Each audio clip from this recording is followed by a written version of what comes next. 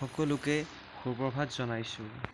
অৰ্জুন বঁটা ভোগেশ্বৰ বৰুৱাৰ জন্মদিনৰ উপলক্ষে মৰাণৰ পৰা এক মাৰাথন দৌৰ প্ৰতিযোগিতা আয়োজন কৰিছিলে।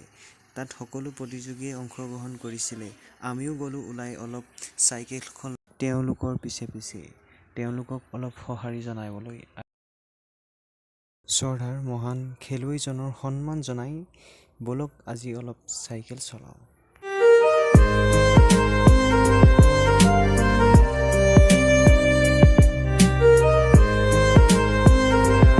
পামগৈ আৰু বেছি দূৰ নাই। আমাৰ লগত আৰু বাকী 3জন আহিছিলে, তো সেই 3জনে অলপ ভাগৰ অনুভৱ হ'ল আৰু চাইকেলখন কিবা অলপ প্ৰব্লেম দিলে বোলে। সেইকাৰণে সিহঁতে এইফালে খটখটি হৈ সোমাই দিলে আৰু আমি দুজনেই চেপন হৈ এনেকৈ আজি ঘৰত যাম।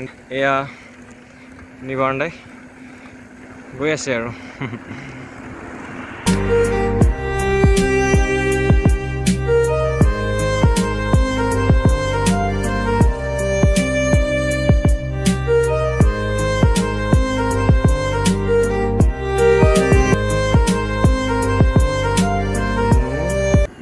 আৰু এয়া নিবাৰণ দাই, দুইজন গৈ আছোঁ টেং টেং এই সুন্দৰ পৰিৱেশৰ মাজত।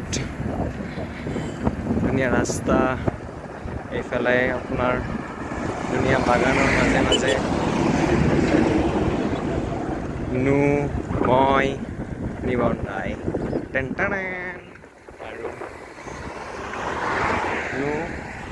মই গৈ আছোঁ।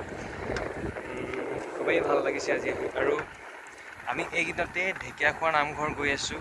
সকলোৱে চেনেলটো ছাবস্ক্ৰাইব কৰি ৰাখিব, তেতিয়া ভাল লাগিব আৰু নতুন নতুন ব্লগ বনাবৰ কাৰণে। ঢেকীয়াখোৱা নামঘৰ আমি নেক্সট ছানডে চাইকেল ৰেলী কৰিম আমি 5জনে। হয়তো আৰু যদি কোনোবাই জইনিং কৰিব বিচাৰে তেন্তে আমাৰ লগত ওলাব পাৰে।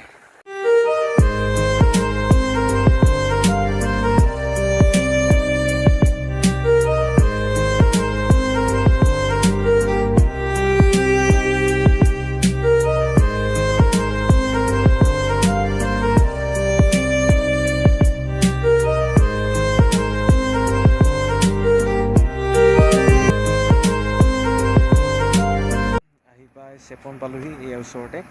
ইয়াতে অলপ ৰখিছোঁ।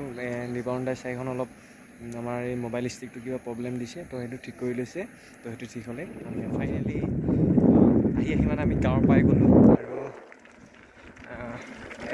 আমি মৰাণ হৈ চেপন খটখটি হৈ আহি এতিয়া আমি কচুমাৰী হৈ আহিলোঁ, আহি পাই গ'লোঁ। আজি অলপ সৰু সুৰাকৈ চলালোঁ, ভাগৰটো লাগিছে আৰু উপায় নাই লাগিলে। আৰু ঘৰো পালোহি, যিহেতু ব্লগটো শেষ কৰিছোঁ ইয়াতে।